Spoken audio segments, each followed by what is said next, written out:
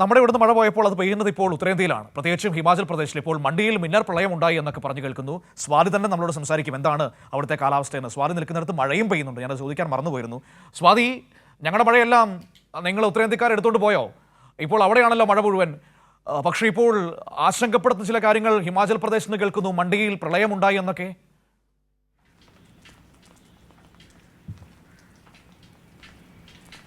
മനു, ഉത്തരേന്ത്യയിൽ മഴക്കെടുതികൾ രൂക്ഷമായിക്കൊണ്ടിരിക്കുകയാണ്. ഇപ്പോൾ ദില്ലിയിലും മഴ പെയ്യുന്നുണ്ട്.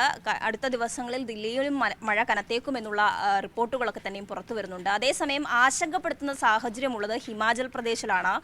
കഴിഞ്ഞ കുറേ ദിവസങ്ങളായി ഹിമാചൽ പ്രദേശിൽ തുടർച്ചയായി കനത്ത മഴ പെയ്യുകയും അതോടൊപ്പം മേഘവിസ്ഫോടനം ഉൾപ്പെടെ ഉണ്ടാവുകയും ചെയ്തിട്ടുണ്ട്. മാത്രമല്ല, ഹിൽ ഏരിയ ആയതുകൊണ്ട് തന്നെ മണ്ണിടിച്ചിൽ രൂക്ഷമായി തുടരുന്നുണ്ട്. വിവിധ മേഖലകളിലേക്ക് മണ്ണിടിച്ചിൽ ഉണ്ടാവുകയും ബിയാസ് നദി കരകവിഞ്ഞൊഴുകുന്നത് മറ്റു ഗ്രാമപ്രദേശങ്ങളിലെ നദിയുടെ ജലനിരപ്പ് ഉയരുവാൻ കൂടി കാരണമായിട്ടുണ്ട്. ഇപ്പോൾ മണ്ടിയിൽ മിന്നൽ പ്രളയം ഉണ്ടായി എന്നുള്ള വാർത്തയാണ് വരുന്നത്. കഴിഞ്ഞ ദിവസങ്ങളിൽ ഏറ്റവും കൂടുതൽ നാശനഷ്ടങ്ങളൊക്കെയും ഉണ്ടായിട്ടുള്ളത് ഈ മണ്ടി പ്രദേശത്താണ്.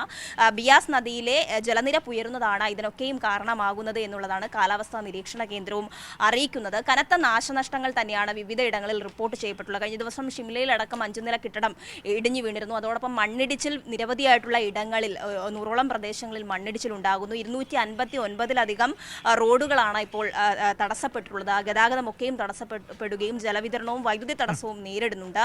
കനത്ത ആശങ്കയിൽ തന്നെയാണ് ഹിമാചൽ പ്രദേശിൽ പോകുന്നത്. ജനജീവിതം പൂർണ്ണമായ സ്ഥിതിയിലേക്ക് വരാൻ കുറേ നാളുകൾ എടുക്കും എന്നുള്ളത് തന്നെയാണ്. തീർച്ചയായും ആ വലിയ ആശങ്ക നമ്മളുടെ മുന്നിൽ നിൽക്കുകയാണ് സ്വാതി. ഏതായാലും നമുക്ക് വരും ബുള്ളറ്റിനുകളിൽ അതിന്റെ കൂടുതൽ വിവരങ്ങളിലേക്ക് പോകേണ്ടി വരുന്നു. Okay, thank you Swathi. സ്വാതിയാണ് ദില്ലിയിൽ നിന്ന് വിവരങ്ങൾ നമ്മളോട് സംസാരിച്ചത്.